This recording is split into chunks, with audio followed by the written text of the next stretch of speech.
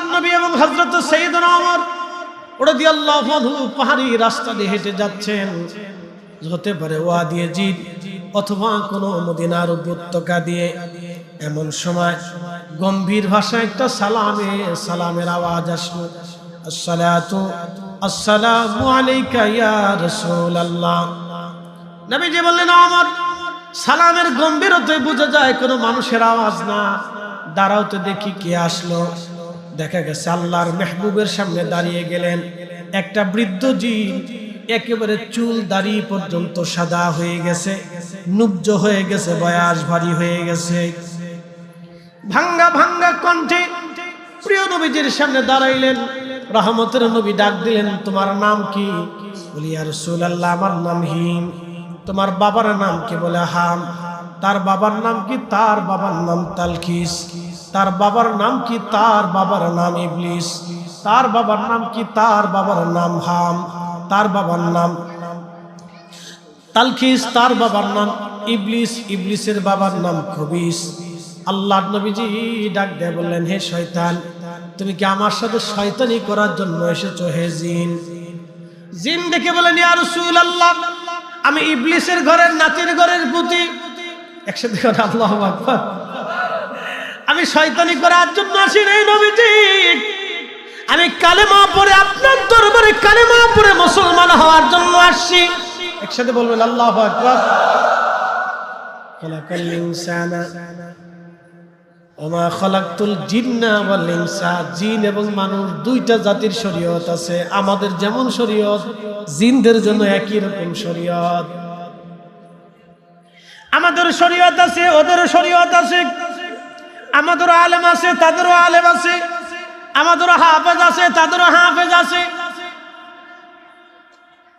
এটা আলাদা জগৎ। জিনদের ব্যাপারে শুধুমাত্র একজন কিতাব লিখে গেছেন ইমাম আব্দুর রহমান জালালউদ্দিন আস-সুয়ুতী রাহিমাহুল্লাহ 700 বছর আগে। খুবই মনোযোগ দিয়ে শুনে যাবেন। আমাদের সংসার আছে, জিনেরও সংসার আছে। আমাদেরও বাচ্চা কাচ্চা আছে, তাদেরও বাচ্চা কাচ্চা আছে। আল্লাহু আকবার। এই জিন এসে বলেন, ইয়া রাসূলুল্লাহ, আমি কালেমা পড়ে মুসলমান হওয়ার জন্য আপনার কাছে আসছি। নবীজি বললেন, তাহলে শোনো, তোমাকে কালেমা পড়াবো। আল্লাহর মেহবুব নবী কালেমা পড়াইলেন। সূরা নাস, সূরা ফালাক, সূরা ইখলাস এবং সূরা কাফিরুন, 4টা সূরা নবীজি তাকে শিক্ষা দিয়ে বললেন, হে হিম, তুমি তোমার জাতির মধ্যে চলে যাও, কালেমার দাওয়াত তুমি তোমার জাতির মধ্যে দিয়ে দাও। তবে শোনো, তোমার তো বয়স অনেক দেখা যায় জিন, তোমার বয়স কত তুমি বলো। ওই জিন ডাক দিয়ে বলেন, ইয়া রাসূলুল্লাহ, আমার বয়স কত আমি বলতে পারবো না। তবে আদম আলাইহিস সালামের বেটা হাবিল আর কাবিল দুইজন যেই দিন সুন্দরী মহিলা আকলিমার জন্য মারামারি করেছিল, একজন আরেকজনকে খুন করেছিল, ইয়া রাসূলুল্লাহ, ইয়া হাবিবাল্লাহ, সেই দিন আমি পাহাড়ে পর্বতে দৌড়াদৌড়ি করে ঘুরে বেড়াই। আদম সফিউল্লাহর 2 সন্তান হাবিল আর কাবিল আকলিমা নামক এক সুন্দরী মহিলার জন্য, এই যে কয়েকদিন আগে দেখলাম খবরে, এক মহিলা, সারা পৃথিবীতে যত ঝামেলা দেখবেন বেশিরভাগ ঝামেলা নারীকে কেন্দ্র করে হয়। বাংলাদেশে যত মামলা হামলা দেখবেন তার বেশিরভাগ মামলা হামলা নারীকে কেন্দ্র করে হয়। কথা কন না কেন, ঠিক কিনা? বিরাট মুশকিল, বিরাট মুশকিল। আর যদি কারো ঘরে 2 বউ থাকে তো তার মতো জাল আর দুনিয়াতে নাই। নিম তিতা, তেঁতুল তিতা, তিতা পানের জ্বর, তার সাথে অধিক তিতা 203-এর ঘর রে, 203-এর ঘর। রব্বুল আলামিন আইন করলেন, আমি ছাড়া আর কেউ ইবাদত করবে না, শুধুমাত্র আমি রবের ইবাদত তুমি করবে। ওয়ামা খালাকাতুল জিন্না ওয়াল ইনসা ইল্লা লিয়াবুদুন।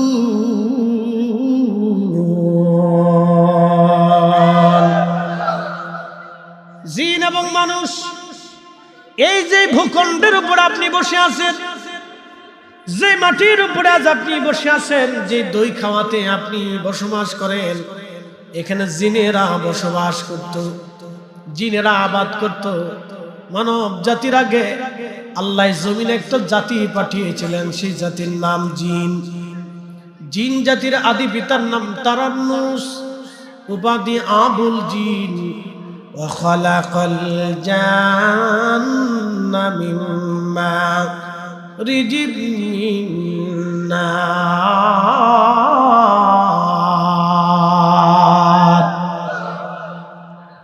আগুন মোমবাতি জ্বালাইলেন, মোমবাতি জ্বালানোর পরে একটা আগুন জ্বলে হলুদ, হলুদের উপরে আর একটা আগুন আসে, সবুজ সবুজ কালার দেখা যায়। এই সবুজ আগুনের উপরে আর একটা আগুন আসে, এই আগুনকে বলা হয় ধোঁয়া। ধোঁয়া সাধারণত দেখা যায় না, হারিয়ে চলে যায়। আল্লাহু আকবার। আল্লাহ বলেন ওয়া খালাকাল জান্না মিম্মা রিজিম মিন নার। আগুনের শিখা থেকে আমি জিন জাতি সৃষ্টি করেছি। হে মানুষেরা শোনো, সরাসরি আগুন থেকে না, সরাসরি যদি আগুন থেকে সৃষ্টি করতেন তাহলে জিন আগুনের মতো হয়ে যাইত। আগুনের শিখা থেকে আল্লাহ জিন সৃষ্টি করেছেন, সরাসরি আগুন থেকে না, আগুনের শিখা থেকে। এই জন্য সাধারণ খালি চোখে আমরা জিন দেখতে পারি না, খালি চোখে জিন দেখা যায় না। জিন জাতির হায়াত আল্লাহ লম্বা লম্বা করেছেন। আহা, মানব জাতির জিন জাতির আদি পিতার নাম তারান্নুস। তাফসীরের মধ্যে সে কুরতুবিতে ৬০,০০০ বছর পর্যন্ত তিনি হায়াত পেয়েছিলেন। আল্লাহর নবী এবং হযরত সাইয়েদনা ওমর রাদিয়াল্লাহু আনহু পাহাড়ি রাস্তা দিয়ে হেঁটে যাচ্ছেন, হতে পারে ওয়াদি জিদ অথবা কোনো মদিনার উপত্যকা দিয়ে। এমন সময় গম্ভীর ভাষায় একটা সালামের আওয়াজ আসলো। আসসালাতু আসসালামু আলাইকা ইয়া রাসূলুল্লাহ। নবীজি বললেন, ওমর, সালামের গম্ভীরতায় বোঝা যায় কোনো মানুষের আওয়াজ না। দাঁড়াও তো দেখি কে আসলো। দেখা গেছে আল্লাহর মেহবুবের সামনে দাঁড়িয়ে গেলেন একটা বৃদ্ধ জিন, একেবারে চুল দাড়ি পর্যন্ত সাদা হয়ে গেছে, নুব্জ হয়ে গেছে, বয়স ভারী হয়ে গেছে। ভাঙ্গা ভাঙ্গা কণ্ঠে প্রিয় নবীজির সামনে দাঁড়াইলেন। রহমতের নবী ডাক দিলেন, তোমার নাম কি? বলি, ইয়া রাসূলুল্লাহ, আমার নাম হিম। তোমার বাবার নাম কি? বলে, হাম। তার বাবার নাম কি? তার বাবার নাম তালখিস। তার বাবার নাম কি? তার বাবার নাম ইবলিস। তার বাবার নাম কি? তার বাবার নাম হাম। তার বাবার নাম তালখিস, তার বাবার নাম ইবলিস, ইবলিসের বাবার নাম খবিস।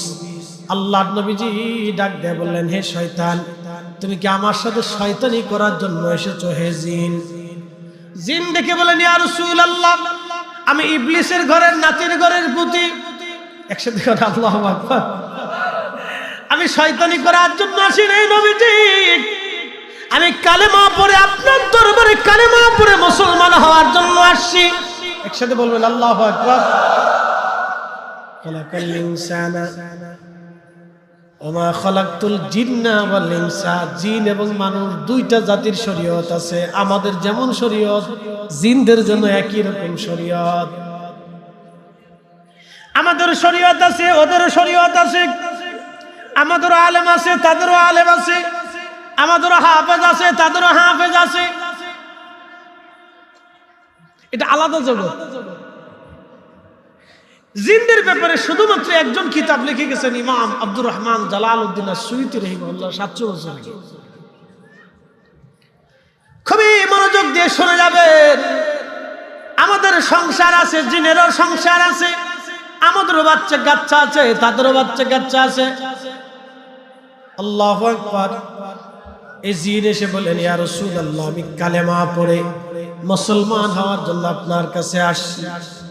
নবীজি বললেন, তাহলে শোনো, তোমাকে কালেমা পড়াবো। আল্লাহর মেহবুব নবী কালেমা পড়াইলেন। সূরা নাস, সূরা ফালাক, সূরা ইখলাস এবং সূরা কাফিরুন, ৪টা সূরা নবীজি তাকে শিক্ষা দিয়ে বললেন, হে হিম, তুমি তোমার জাতির মধ্যে চলে যাও, কালেমার দাওয়াত তুমি তোমার জাতির মধ্যে দিয়ে দাও। তবে শোনো, তোমার তো বয়স অনেক দেখা যায় জিন, তোমার বয়স কত তুমি বলো। ওই জিন ডাক দিয়ে বলেন, ইয়া রাসূলুল্লাহ, আমার বয়স কত আমি বলতে পারবো না, তবে আদম আলাইহিস সালামের বেটা হাবিল আর কাবিল দুইজন যেই দিন সুন্দরী মহিলা আকলিমার জন্য মারামারি করেছিল, একজন আরেকজনকে খুন করেছিল, ইয়া রাসূলুল্লাহ, ইয়া হাবিবাল্লাহ, সেই দিন আমি পাহাড়ে পর্বতে দৌড়াদৌড়ি করে ঘুরে বেড়াই। আদম সফিউল্লাহর দুই সন্তান হাবিল আর কাবিল আকলিমা নামক এক সুন্দরী মহিলার জন্য, এই যে কয়দিন আগে দেখলাম খবরে এক মহিলা, সারা পৃথিবীতে যত ঝামেলা দেখবেন বেশিরভাগ ঝামেলা নারীকে কেন্দ্র করে হয়। বাংলাদেশে যত মামলা হামলা দেখবেন তার বেশিরভাগ মামলা হামলা নারীকে কেন্দ্র করে হয়। কথা কন না কেন, ঠিক কিনা? বিরাট মুশকিল, বিরাট মুশকিল। আর যদি কারো ঘরে দুই বউ থাকে তো তার মতো জাল আর দুনিয়াতে নাই। নিম তিতা, তেঁতুল তিতা, তিতা পানের জ্বর, তার সাথে অধিক তিতা 203-এর ঘর রে, 203-এর ঘর। দুনিয়ার থেকে যদি জাহান্নাম দেখতে চান তো 2-3টে বিয়ে করেন, না অসুবিধা নেই, করেন। যদি খুশি মনে চায় করেন, অসুবিধা নেই। না সুযোগ আছে, আল্লাহ রুখসত দিচ্ছে, মাসনা সুলাসা রুবা 4টে পর্যন্ত করতে পারেন। কিন্তু আইন হচ্ছে, আল্লাহ বলছেন যদি তুমি সীমানা রক্ষা করতে পারো, ইনসাফ প্রতিষ্ঠিত করতে পারো, তবে তুমি 4টে করতে পারো। আর যদি না পারো তো একটাই ভালো। ফারাফারি করে লাভ নাই। তো এই জাতির সাথে যুদ্ধ করতে গেলে পরাজিত হইতে হয়। কি কথা কর না কেন? না, এই জাতির সাথে যুদ্ধ করতে গেলে পরাজিত হইতে হয়। বিপদ আছে। আপনি যত বড় বুজুর্গ হন, বউ যদি আপনার বিরুদ্ধে মামলা করে থাকে, হুজুর মানে সুবিধার লোক না। কি কথা কর না কেন? ও হুজুর মানে সুবিধার লোক না, ফেরা আছে, ফেরা আছে। তো খুব ভালো করে শুনবেন, জিনদেরকে এবং মানুষদেরকে আল্লাহ সৃষ্টি করেছেন ইবাদত করার জন্য। এই জন্য জিনেদেরও শরীয়ত আছে। জিনেরা চলে গেল, যদিও মানব জাতির ভিতরে জিনেরা বাস করে না। জিনদেরকে আল্লাহ পাহাড়ে, পর্বতে, জঙ্গলে, সাগরে, নগরে পাঠিয়ে দিলেন। আল্লাহ মরুভূমির ভিতরে পরিত্যক্ত অঞ্চলে জিনদেরকে আল্লাহ পাঠাইলেন। এই জন্য জিনেরা আমাদের থেকে আল্লাহ তাদেরকে দূরে সরাই দিলেন। একবার আওয়াজ তুলে বলা যাবে কি মারহাবা? অসুবিধা নাই তো? ভাষাগত ঠিক আছে তো? আপনাদের আঞ্চলিক ভাষাটা আবার একটু অন্যরকম। সিলেটে গেলে আর এক রকম, কিন্তু নাম বালা শুনি বা খাইতারে সকালেও খাইতা না, বিয়েলেও খাইতা বউ করে। চট্টগ্রামে যদি যান তাহলে কি যে বলবে ও, আপনি নিজেও সাদা বুঝবেন না, খালি চাই দেখবেন যে এটা কি বাংলাদেশে আছি না কোন দেশে আছি। এক এক রকমের এক এক ভাষা, ভাষাগত টানে, সবই মায়ের ভাষা। মায়ের ভাষা সুন্দর, মা শিখেছে আমরা, এটা মার ভাষা। তো আল্লাহ মানুষ এবং জিন দুইটা জাতিকে সৃষ্টি করলেন আল্লাহর গোলামি করার জন্য। এই জন্য কোরআনের এক আয়াত আল্লাহ বলছেন, আমি আপনাদেরকে আরেকটু বুঝাচ্ছি। সূর্য কি আমাদের আইনে চলে না আল্লাহর আইনে চলে? আমাদের দেশের ঋতুর পরিবর্তন কি বৈজ্ঞানিক সূত্রে না আল্লাহর সূত্রে? আমাদের দেহের স্বাস্থ্য, ত্বক, চুল পাকাপাকি, অসুস্থতা, রোগ নিরাময়, এটা কি বিজ্ঞানের সূত্রে না আল্লাহর সূত্রে? আমাদের মৃত্যুটা কি বিজ্ঞানের সূত্রে না আল্লাহর সূত্রে? তাহলে আমাদের আছে কি আর আল্লাহর আছে কি আর বিজ্ঞানের আছে কি? বুঝেন নাই? প্রশ্ন জটিল, উত্তর সহজ। আমাদের আর বিজ্ঞানের কিছুই নাই, সব আল্লাহ। কি কথা কর না কেন? একসাথে বলে সব কার, সব কার। আরো জোরে বলে সব কার। চোখে আলোকে দিছে, যদি বন্ধ করে পৃথিবীর কেউ নাই আলো ফিরাবে। কথা ঠিক কিনা? বয়স ভারী হয়ে গেছে, চুল পেকে গেছে, ওনাকে জিজ্ঞেস করেন আপনার চুল দাড়ি যে সাদা হয়েছে আপনি ইচ্ছা করলে কালা বানান। কিয়ামত পর্যন্ত চেষ্টা করলেও আর সভাপতি সাহেবের দাড়ি কালা হবে না, কারণ বয়স শেষ। আমাদেরটা আস্তে আস্তে সাদা হচ্ছে। কিয়ামত পর্যন্ত যদি আল্লাহ হায়াত দেওয়ার চেষ্টা করি আমরা কালা বানাবো, আর শুধু করবো না। যে হায়াত চলে আসছে, যে বয়স এখন চলে আসছে, হাজার দামি খাবার যদি পুষ্টিকর খাবার আপনি খান, 25 বছর আমি ফরিদি আর ফিরে পাবো না। মনে রাখবেন, 17 বছর আমার আর ফিরে পাওয়ার সুযোগ নেই, চলে গেছে। এই জন্য অর্থ পাইয়া, বৃত্ত পাইয়া, ক্ষমতা পাইয়া, দুনিয়া পাইয়া, টাকা পাইয়া, বিদ্যা পাইয়া, বুদ্ধি পাইয়া, অনেক সম্পদের অধিকারী হইয়া যারা গর্ব অহংকার করে দুনিয়ার ভিতরে, এরাই হচ্ছে সবচেয়ে বড় বোকা। কথা বলেন ঠিক কিনা?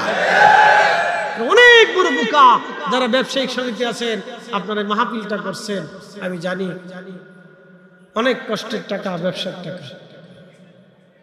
সুন্দর করে বাগান ওনারা সাজাইছেন, কিসের জন্য? দোয়ার জন্য। কিন্তু ওনাদের জীবনে একটা বড় আফসোস আছে, বাকি যে নিছে অনেক আর ফেরত দেয় না। আম চলে, দুধ চলে, কলা চলে, তেল চলে, পাইপে চলে, কাপড় চলে, খাওয়ান চলে, ধান চলে, পাট চলে, সব চলে, খালি দোকানদারের বাকি ফেরত চলে না।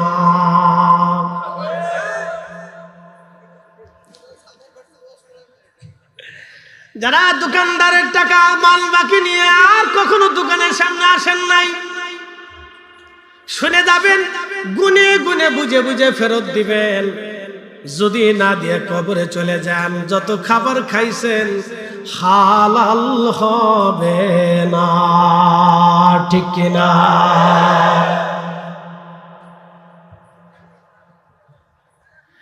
মুসলমান, খুব মনোযোগের সাথে কথাগুলি শুনবেন। আমি রমজানে ছাত্রবাসে ঢাকাতে তারাবি পড়াইতাম। তো ব্যবসায়িকরা নামাজ পড়ার সুযোগ পেত না মসজিদে, তাদের একটা ব্যবসার টাইম আছে। পুরান ঢাকার ব্যবসা তো কাপড়ের ব্যবসা। তো শাসার দোকানে আমি বসে রয়েছি, এক পাওনাদার এসে বলতেছে, হাজী সাহেব, আজকে তো আমার তাগাদা ছিল, টাকা দেওয়ার কথা। তো হাজী সাহেব বলতেছে, আল্লাহর কসম করে আমার কাছে টাকা নেই, পরে সোমবারের দিনে এসে টাইম দিয়ে দিচ্ছে, 1 সপ্তাহ বাড়াইছে। তা আমি দোকানে বসে রয়েছি, ইফতারি টাইম হয়েছে, তো কর্মচারী বলতেছে, বেটা ইফতার নিয়ে আয়। তো ডয়ের টান দেওয়ার পরে দেখি ডয়ের ভিতরে লাখ লাখ টাকার বান্ডিল। তা আমি জিজ্ঞেস করলাম, কাকা কিছুক্ষণ না আগে বললেন যে আল্লাহর কসম 1 টাকাও নাই, তা আপনার বান্ডিল ভরা টাকা, এই টাকা করতে আসলো? ফাওনাদার যে ফাওনা নিয়ে না নিয়ে চলে গেল, কেমন হইলো? তোমরা মোল্লা মানুষ পরের বাইত খাও, ব্যবসা বুঝো কি? মোল্লা মানুষ পরের বাইত খাও, ব্যবসা বুঝো কি? আমি বললাম, কাকারে এই ব্যবসা যদি বুঝতাম তাহলে মূল্য হইতাম না, আপনার মতো হাজিয়ে দিত। বাংলাদেশের সিস্টেমটাই অন্যরকম। বাকি দাও, বাকি আনো, বাকির নাম ফাঁকি। পৃথিবীর উন্নত বিশ্বতে যাবেন, নগদ আনবেন, নগদ বেচবেন, নগদ কিনবেন, বাকি ঝুঁকির কোনো সিস্টেম নাই। কথা কন না, ঠিক কিনা? বাংলাদেশে শুধু একটা সিস্টেম, এই সিস্টেমটা বাংলাদেশ থেকে চিরতরের জন্য দাফন করার দরকার। হ্যাঁ, ঠিক না? শুধু এটা বহু মারামারি হয়, দরাদরি হয়, এবং বহু জন আছে জীবনে বহু হজ করছে, কিন্তু দোকানদারের পাওনা আর কোনোদিনই ফেরত দেয় নাই। বহু আছে।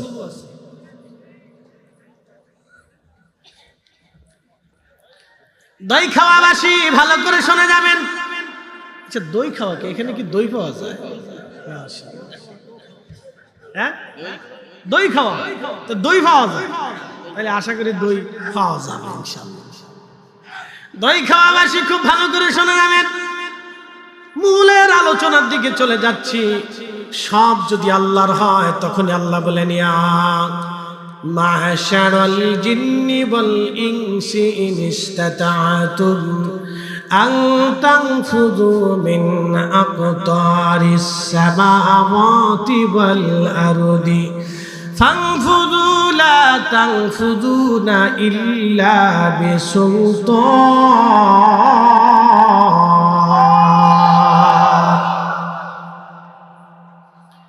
ইয়া মাশারাল জিন ওয়াল ইনস, হে জিন এবং মানবেরা, হে জিন এবং মানবেরা। কি সুন্দর কথা! ইয়া মাশারাল জিন ওয়াল ইনস, হে জিন এবং মানবেরা, তোমরা যদি আমি আল্লাহর বিধান তোমাদের ভালো না লাগে, আমি আল্লাহ আইন দিয়েছি হালালকে হালাল হারামকে হারাম, আমি আল্লাহ তোমাদেরকে যে বিধান বলে দিয়েছি বিধান যদি তোমাদের ভালো না লাগে, হে মানুষ এবং জিন, তোমরা যদি আমি আল্লাহর সালতানাত ব্যতীত সাম্রাজ্য ব্যতীত আর কোন সাম্রাজ্য তোমরা পাও, ওই সাম্রাজ্যে তোমরা চলে যাও। শোনো, আমি আল্লাহর সাম্রাজ্য ছাড়া আর কোন সাম্রাজ্য তোমরা পাবা না। ভালো করে শুনে যাবেন উপস্থিতি। আমি মূলের দিকে ফিরে যাচ্ছি। দুইটা জাতিকে আল্লাহ পৃথিবীতে আল্লাহর ইবাদত করার জন্য পাঠাইলেন। আল্লাহ মায়া সৃষ্টি করলেন, ভালোবাসা সৃষ্টি করলেন। ভালোবাসাটাকে আল্লাহ 100টা ভাগে ভাগ করলেন। 100 ভাগে ভাগ করার পরে 99টা ভাগ আল্লাহ তার নিজের কাছে রাখলেন। একটা ভাগ ভালোবাসা আল্লাহ তামাম সৃষ্টির মধ্যে সমানভাবে বন্টন করে দিলেন। দেখবেন একটা সাপ তার বাচ্চাকে ভালোবাসে, একটা বাঘ তার বাচ্চাকে ভালোবাসে, একটা সিংহ তার বাচ্চাকে ভালোবাসে, একটা আপনার হরিণ তার বাচ্চাকে ভালোবাসে। মাঝে মধ্যে ডিসকভারি চ্যানেল আমি দেখি, হুজুর আপনি এগুলি কেন দেখেন? প্রাণী জগৎ আমি দেখি যে প্রাণীদের মধ্যে কি ঘটনা ঘটে টেলিভিশনে মাঝে মধ্যে দেখানো হয়। মাঝে মধ্যে দেখি সিংহগুলি বাঘগুলি আহা মহিষের দলকে দাবুর দিয়েছে ধরার জন্য। সমস্ত মহিষ পালিয়ে চলে গেল, কিন্তু মা মহিষ আর বাচ্চা পিছনে পড়ে গেল। সব মহিষ পালিয়ে চলে যায়, কিন্তু মা মহিষটা তার বাচ্চা ছেড়ে পালায় যায় না। ওই বাচ্চাটাকে বাঁচানোর জন্য মা মহিষ বাঘেদের সাথে সিংহের সাথে লড়াই করতে থাকে, মারামারি করতে থাকে। যত সময় পর্যন্ত জীবন থাকে একটা মা সন্তান বাঁচানোর জন্য তত সময় পর্যন্ত লড়াই করে। একমাত্র মানবের ভিতরে এমনও মা আছে যারা সন্তান রেখে দিয়ে পরপুরুষেরা হাত ধরে তারা পালিয়ে চলে যায়। ওরা কুত্তার চাইতেও নিকৃষ্ট। কথা বলেন ঠিক কিনা? এমনও নারী আছে নিজের সন্তানকে হত্যা করে পরপুরুষের সাথে পালিয়ে চলে যায়। ওরা কুকুরের চাইতে নিকৃষ্ট, কুত্তার চাইতে শুয়োরের চাইতে নিকৃষ্ট। ওরা মানব নামের কলঙ্ক, মানুষ নামের কলঙ্ক। মানুষ হইয়া ভবেতে আসিয়া মানুষের করিলাম কি? দই খাওয়াবাসী ভালো করে শুনে যাবেন। একটা মা মহিষ নিজের জীবন উপেক্ষা করে বাচ্চাকে বাঁচানোর জন্য লড়াই করতে থাকে। আহা, এই দৃশ্য যদি আপনি দেখেন আপনার কলিজার ভিতরে ব্যথা লাগবে। কিন্তু না, একটা মা সন্তান বাঁচানোর জন্য লড়াই করে। এই জন্য আল্লাহ বললেন, বান্দারে আমার ইবাদত করবা, আমি সারা আর কানো ইবাদত তুমি মনোযোগী হবে না। এরপরে আল্লাহ বললেন, বাধ্যতা করে দিলাম তোমাদের জন্য, ওয়াবিল ওয়ালিদাইনি ইহসানা। ওগো মা, তুমি এ ধরনের শ্রেষ্ঠ নিয়ামত, তোমারই পদতলে রয়েছে জান্নাত। গো মা, তুমি এ ধরনের শ্রেষ্ঠ নিয়ামত, তোমারই পদতলে রয়েছে জান্নাত। এরপরে আল্লাহ আরো বললেন, আল্লাহ থামেন নাই। আল্লাহর কোরআন থেকে যদি আপনি বুঝেন আল্লাহ থামেন নাই। এরপরে আল্লাহ বলেন, ইম্মা ইয়াবলুগান্না ইনদাকাল কিবারা আহাদুহুমা আও কিলাহুমা ফালা তাকুল লাহুমা উফ। ইম্মা ইয়াবলুগান্না ইনদাকাল কিবার। হে মানব, হে বান্দা, তোমার পিতামাতা যদি বৃদ্ধ হয়ে যায়, বয়স হয়ে যায়, যুবক রে, আপনাদেরকে বলি মাঝে মধ্যে দেখবেন কিছু মুরব্বীরা চার দোকানে চুপচাপ বসে থাকে। কি কথা কন না কেন? কিছু মুরব্বীরা চার দোকানে চুপচাপ করে বসে থাকে, চার দোকানে চুপচাপ করে বসে থাকে।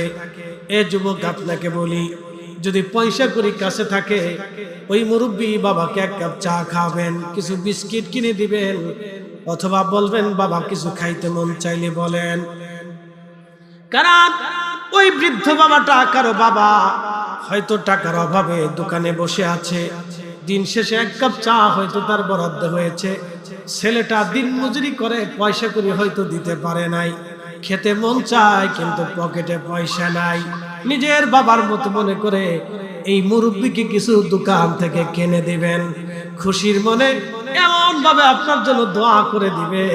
বন্ধু আমার, এই দোয়া এমন ভাবে আসমানে কাজে লাগবে, জীবনে কোনোদিন রিজিকের কমতি আল্লাহ আপনাকে দেবে না। অনেক ভালো কাজ আছে, বেশি বেশি করতে পারেন, তা তো করবেন না, খালি বিড়ি খাবেন। কি কথা কন না কেন? একটা বিড়ির দাম কত? 10 টাকা। ধরেন হচ্ছে বিড়ি সিগারেট, যদিও আগে তো নাম বিড়ি ছিল। একটা বিড়ির দাম 10 টাকা। প্রত্যেক দিন একজন কয়টা বিড়ি খায়? 10টাই ধরলাম। যারা বিড়ি খান শরম পেয়েন না, আমি আপনাকে হিসাব দিতেছি না, লজ্জা দেব না। আল্লাহ শরম দিতে নিষেধ করছেন। আল্লাহ উদউ ইলা সাবিলি রাব্বিকা বিল হিকমাতি ওয়া মাউইদাতিল হাসানা। আল্লাহ বলেন ওয়াজ করো, মানুষকে নসিহত করো, বুঝাও হিকমত দিয়ে, কোরআন সুন্নাহ দিয়ে বুঝাও।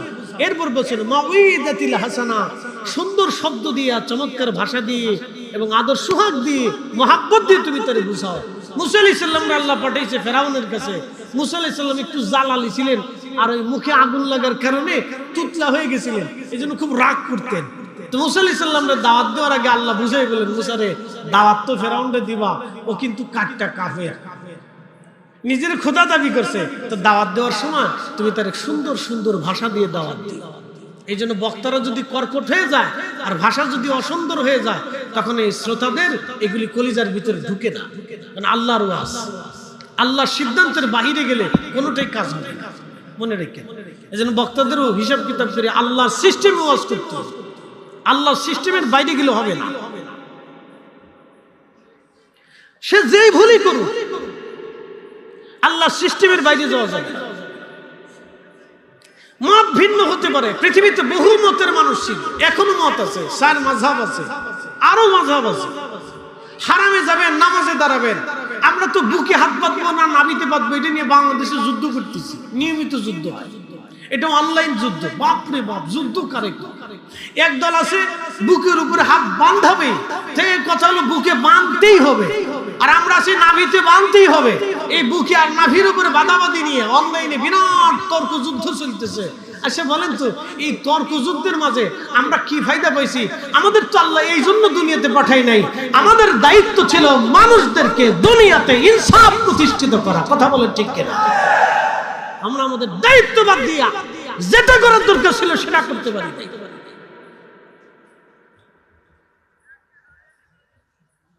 বাংলাদেশে প্রত্যেক বছরে শত শত নারী ধর্ষণের শিকার হয়, শত শত নারী ধর্ষণের শিকার হয়। কালকেও দেখলাম যে ঘরের ভিতরে ডাকাত দল ঢুকে সন্তানের গলার উপরে ছুরি ধরে মাকে পর্যায়ক্রমে তারা ধর্ষণ করেছে। এইভাবে যদি চলতে থাকে তাহলে আগামীর দেশ আর রাষ্ট্র ধ্বংস হবে। ভালো করে শুনে যান, ভালো করে শুনে যান, এগুলি আমাদেরকে বন্ধ করতেই হবে। আল্লাহ আমাদের আলেমদেরকে দায়িত্ব দিয়েছিল এইগুলিকে দুনিয়ার থেকে ধ্বংস করে দেওয়া, বন্ধ করে দেওয়া। আমরা তা না করে বুকের উপর নাভির নিচে নিয়ে মারামারি করতেছি। কথা বলেন ঠিক কিনা? আপনি কল্পনা করতে পারবেন যে একজন ভাইয়ের বোনের ধর্ষিত হওয়ার পরে তার কলিজার ভিতরে কেমন ব্যথা লাগতে পারে? একটা মার, একটা সন্তান যখন ধর্ষণের শিকার হয়, তো বাবার কলিজার ভিতরে কেমন ব্যথা লাগতে পারে? আমরা মূল কাজে নাই, খালি অকাজে যুক্ত আছে। শুনে যাবেন, দই খাওয়াবাসী ভালো করে বুঝে যান। রব্বুল আলামিন এখানেই শেষ করেন। আল্লাহ বলেন ইম্মা ইয়াবলুগান্না ইনদাকাল কিবার, বাবা মা যদি বুড়া হয়ে যায়, এরে যুবক, তুমি এমন সুন্দরভাবে আচরণ করো যেন তোমার আচরণে বাবা মা উহু শব্দটা পর্যন্ত করে না বসে। তুমি এত সুন্দর নরম নরম ভাষায় তার সাথে কথা বলো, এত সুন্দর করে ব্যবহার করো যেন তোমার বাবা মা তোমার ব্যবহারে অতুষ্ট হয়ে উহু শব্দটা পর্যন্ত না করে। প্রিয় নবীজি মুস্তাদরাক হাকিম লিস-সাহিহাইনের ভিতরে এসেছে, নবীজি বসে আছেন, সাহাবীদেরকে দর্শ দিতেছিলেন, তালিম করছিলেন। এমন সময় দেখা গেল বহু দূরে একজন বৃদ্ধা নারী লাঠির উপরে ভর দিয়ে ধীরে ধীরে হেঁটে আসতেছে। বৃদ্ধা নারীর উপরে চোখ পড়ার পরে নবীজি দাঁড়িয়ে গেলেন। দাঁড়িয়ে যাওয়ার পরে প্রিয় নবীজির গা মোবারকের উপরে চাদর ছিল, এই চাদর নবীজি বিছায়া দিলেন। আসতে হলো না, জোরে বলেন সুবহানাল্লাহ। প্রিয় নবীজি চাদর বিছিয়ে দিলেন। চাদর বিছিয়ে দেওয়ার পরে সাহাবীরা সরে গেলেন। বৃদ্ধ মহিলা হেঁটে হেঁটে চাদরের উপরে আসলেন। আল্লাহর নবী তার সামনে দাঁড়িয়ে আছেন। ওই বৃদ্ধ মহিলা চাদরের উপরে বসলেন, আল্লাহর নবীও চাদরের পাশেই বসলেন। বৃদ্ধ নারী কি যেন বলতেছিলেন, আর ওই রহমতের নবীজি মাথা নুয়ে নুয়ে নুয়ে নুয়ে নুয়ে তার কথাগুলি শুনতেছিলেন। বিনয়ে বিনয়ে কথা শুনতেছিলেন, নরম সরে সরে নবী কথা বলতেছিলেন। আল্লাহর নবীর স্বর ছিল অত্যন্ত নরম, নরম ভাষা দিয়ে তিনি কথা বলতেছিলেন। মহিলা কি যেন বলে, নবীজি নরমে নরমে কথা বলতেছিলেন। মহিলার কথাবার্তা শেষ, বৃদ্ধ মহিলা দাঁড়িয়ে গেলেন, আল্লাহর নবীজিও দাঁড়িয়ে গেলেন। বৃদ্ধ মহিলা হাঁটা শুরু করলেন। যতদূর পর্যন্ত দেখা যাইতেছিল নবীজি পথের দিকে তাকিয়ে রইলেন। সাহাবায়ে কেরাম এসে বলেন, ইয়া রাসূলুল্লাহ, এই ভদ্র মহিলাকে, এই সম্মানিত নারীকে যে আপনার গায়ের চাদরের উপরে বসে, যেই চাদর পাওয়ার জন্য আমরা সাহাবীরা দেওয়ানা, সেই চাদরের উপরে আপনি বিছাইলেন, এই ভাগ্যবতী নারীকে যে আপনার চাদরের উপরে এসে বসলো। এই বৃদ্ধ মহিলা কিভাবে কথা বললেন, আপনি বিনয়ে বিনয়ে কথা বললেন। উনি কে? নবীজি চোখের পানি ফেলে দিয়ে বললেন, সাহাবীরা রে, উনি সে আমার মা। আমি আমার মায়ের আদর নসিব হয় নাই, মায়ের ভালোবাসা দিয়ে, কলিজা নিংড়ানো মোহাব্বত দিয়ে যিনি আমাকে বড় করেছিলেন, আমার ধাত্রী মা হযরত হালিমাতুস সাদিয়া রাদিয়াল্লাহু আনহা। একবার আওয়াজ তুলে বলা যাবে কি আল্লাহু আকবার। এখন যদি জিজ্ঞাসা করে, মুসলমান তুমি তো রাসূলের উম্মত, তাহলে বলো আমার জন্য কতদিন তুমি চাদর বিছাইছো বলো? জবাব হবে না। 100%-এর ভিতরে 80%-এর জবাব আসবে। যদি জিজ্ঞাসা করি, যুবক, হে বৃদ্ধ, হাত বাড়াও তো, তুমি তোমার মায়ের পায়ের মধ্যে কতবার চুমা লাগাইছ? তুমি তোমার মায়ের পায়ের মধ্যে কতবার তুমি চুমা দিয়েছো বলো তো? 100%-এর ভিতরে 99 জন পাওয়া যাবে না। বলে, হুজুর এই কথা কেন বলতেছেন? বলি শুনে যান। ছোট্টকালে মা আপনাকে দুলিয়ে দুলিয়ে আদর করে করে হাতে পায়ের মধ্যে তেল দিয়ে দিয়ে মা আপনার পায়ের মধ্যে চুমা লাগাইতো। কথা বলেন। আপনার শরীরে তেল দিয়ে, আমার শরীরে তেল দিয়া, হাতে পায়ের মধ্যে তেল দিয়ে মা আমাকে খুশি করার জন্য পায়ের মধ্যে চুমা লাগাইতো। মায়ের মুখের মধ্যে পা দিয়ে দিয়ে মা আমার আনন্দ দিত। মায়ের কোলের ভিতরে বুকের মধ্যে আমার পাটা ধরে ধরে মা আমাকে আনন্দ দিত। যুবক রে, মার পায়ের মধ্যে কতবার জীবনে চুমা লাগায় হক আদায় করছো বলো? জিজ্ঞেস করলে 100 জন মানুষের ভিতরে 99 জন মানুষ খুঁজে পাওয়া যাবে না। এই জন্য ওয়াজ বুঝে যাবেন, শুধু বুঝে গেলে হবে না, বাড়ি পর্যন্ত ওয়াজ নিয়ে যাবেন। বাংলাদেশের মতো এত ওয়াজ পৃথিবীর কোন দেশে হয় না, কোন দেশে হয় না। কয়েকদিন আগে আমি মালদ্বীপ মাহফিল করে এসেছি, মালের ভিলা কলেজে। ভাইজান, মালের মাল ফুলে থেকে মালে মাঝখানে সুন্দর একটা সেতু আছে সাগরের উপরে, খুবই চমৎকার সুন্দর একটা দেশ। আমি মাহফিল করার পরে ছেলেরা বলল, হুজুর আসেন রাতের বেলা সাগরের পার থেকে ঘুরে আসি, ব্রিজের উপরে যাই, সুন্দর আবহাওয়া আসবে, সাগর সুন্দর দেখা যাবে। রাত্রিবেলা যাওয়ার সময় আমি হেঁটে হেঁটে গেলাম, রাস্তার পাশ দিয়ে বহু নারীরা হেঁটে হেঁটে যাচ্ছে। আমি বললাম রাত 2টা বাজে, এখন এত রাতে মালে হুলে মালের রাজধানীতে মেয়েরা হেঁটে যায়, কোনো পুরুষ কি তাদেরকে ধরে না? ছেলেগুলি বলল হুজুর এটা বাংলাদেশ না, এটা মালদ্বীপ।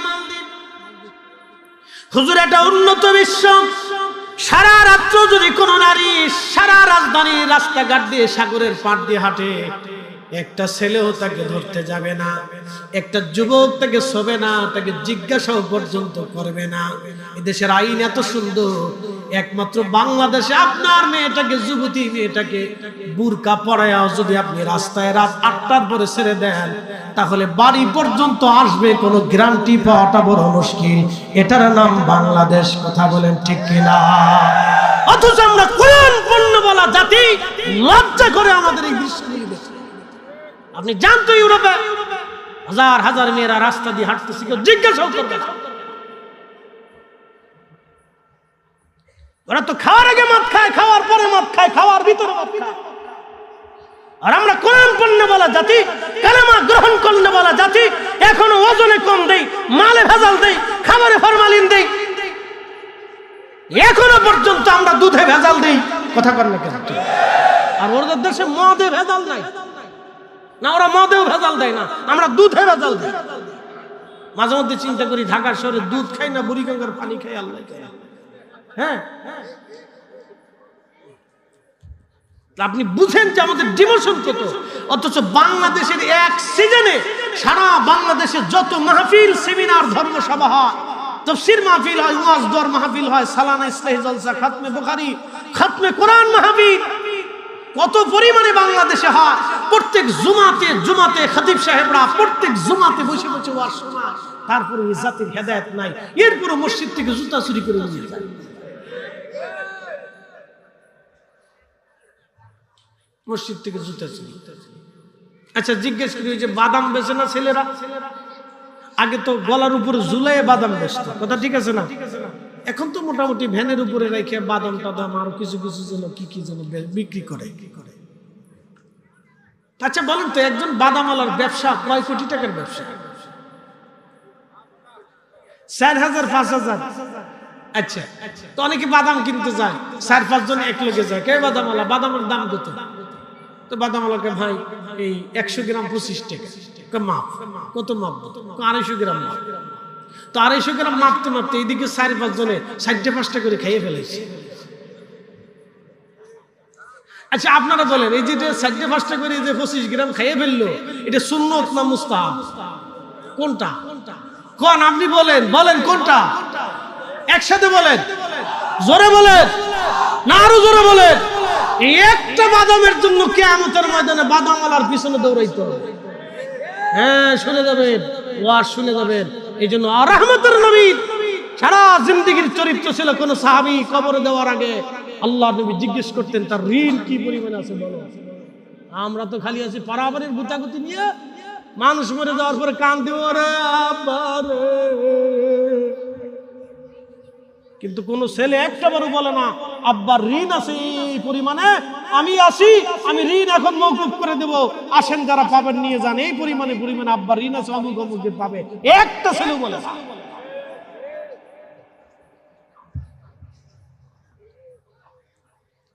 আমি বাস্তবতার নিরিখে কথা বলতেছি, জীবনের প্রয়োজনে, আখিরাতের মুক্তির জন্য বলতেছি। নামাজ ছেড়ে দিয়েছেন, সারা জীবনে এক ওয়াক্ত নামাজ পড়েন নাই, আল্লাহ ক্ষমা করবে, আল্লাহর ওয়াদা আছে। একটা রোজা রাখেন নাই, আল্লাহ মাফ করে দিবে, আল্লাহর ওয়াদা আছে। কিন্তু একজনের একটা বাদাম খাইও যদি ঋণ মুক্ত না করিয়া কবরে চলে যান, ওই বাদামওয়ালা একটা বাদামের ঋণ মাফ না করা পর্যন্ত আপনাকে কিয়ামতের ময়দানে আল্লাহ নিজেও মাফ করবে না। মনে রেখেন, এই ওয়াস্ত জীবনে কখনো বুঝেন নাই, বুঝে যান, এটা বুঝে যাবেন। এই জন্য দোকানদারদের পাওনা যেটা আছে সেটা সুন্দর করে বুঝাই দিবেন। আর যারা ব্যবসায়িক আছেন, জীবনও মালে কোনোদিনও কম দিবেন না, জীবনও মালে কোনোদিন কম দিবেন না, কোনো কাস্টমার ঠকাবেন না। আপনার পায়ে হাত দিয়ে বলে যাই, কিয়ামতের ময়দানে কিন্তু আপনার দাঁড়ানোর কোনো জায়গা থাকবে না। কষ্ট হইতেছে আপনাদের মনে হয়? চলবে? একসাথে বলি তো আল্লাহু আকবার। আল্লাহু আকবার। হামদু বিসমিল্লাহির রাহমানির রাহিম।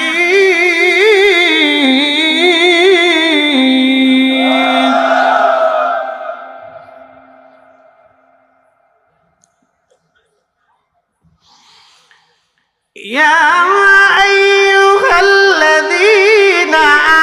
আমানুত্তাকুল্লাহা হাক্কা তুকাতিহি ওয়ালা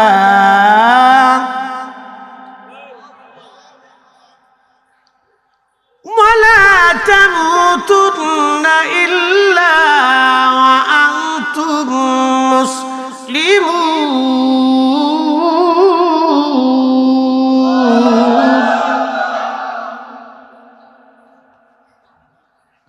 হে ইমানদার, আমি আল্লাহকে ভয় করো, হাক্কা তুকাতিহি, ভয় করার মতো ভয় করো। শুধু ভয় না, ভয় করার মতো ভয় করে যা।